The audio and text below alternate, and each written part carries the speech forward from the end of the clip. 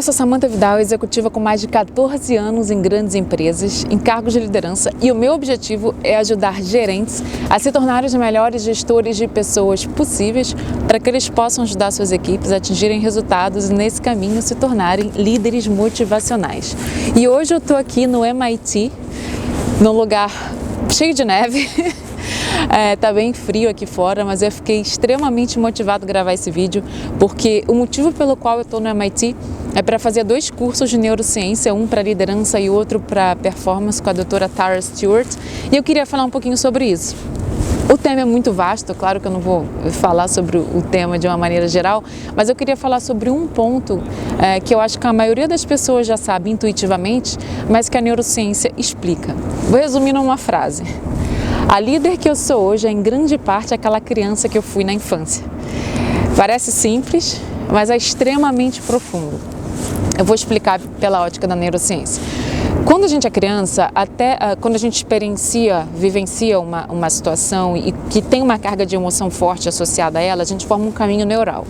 Esse caminho neural, ele mantém esses padrões, é como se aqueles padrões que a gente viveu na infância, associados àquela experiência ou aquelas experiências, ficassem gravados e a gente carrega esses caminhos neurais ao longo da vida. E é claro que numa posição de liderança a gente tende a replicar esses padrões que estão nesses caminhos neurais. Então, por isso que quando alguém chega para mim e fala assim, eu já decidi, falando aí de carreira, eu quero virar um gestor de pessoas, um líder e tal, por onde eu começo, o que eu tenho que fazer? Eu falo, comece se conhecendo. As pessoas ficam bastante surpresas e até frustradas, porque acho que elas esperam que tenha um caminho mais fácil, uma fórmula mágica, um livro, um manual do líder que eu vou entregar, aquele livro enorme, elas vão ler e vão resolver tudo. Não é tão simples assim. Dá trabalho, você tem que parar e olhar para dentro de si mesmo e encontrar ali aquelas áreas de sombra, aquelas áreas de melhoria que precisam ser melhoradas, atenuadas, enfim. E existem várias maneiras, existem alguns caminhos para você passar por esse processo. Um deles é a terapia, né? A terapia, ainda hoje existe muito preconceito com relação à terapia, preconceito esse que nasce da ignorância, como todo preconceito, da ignorância do que é um processo de terapia, do quão profundo ele é e do quão útil e importante ele é. Mas a terapia é um deles.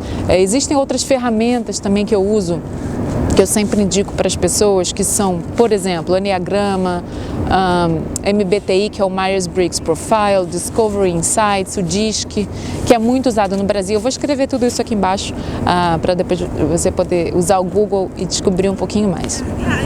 Tangibilizando um pouco essa parte dos caminhos neurais, é só você pensar, por exemplo, num chefe ruim que você tenha tido, tá? Então imagina essa pessoa. Olhando para essa ótica do que eu acabei de explicar, fica até, de certa maneira, fácil tentar imaginar como foi a infância dessa pessoa. Por exemplo, de repente ela viveu num ambiente extremamente rígido, um país extremamente rígido, cheio de regras para hora de dormir, hora de acordar, hora de ver televisão, e a pessoa tende a repetir esse ambiente super regulado, cheio de controles, quando ela vira um líder, por exemplo. Existem outros 1001 exemplos que a gente poderia aqui passar o tempo discutindo, mas eu quis dar esse para você poder visualizar isso dentro da sua cabeça. O processo de autoconhecimento ele é fundamental se você quer ser um bom líder. Então, não tem muito como você fugir dele. Eu realmente recomendo que você invista tempo nisso e pare para olhar essas sombras ou demônios que existem dentro de cada um de nós. Espero que você tenha gostado. Eu pretendo fazer muitos vídeos com relação à neurociência e vejo vocês na próxima. Até lá!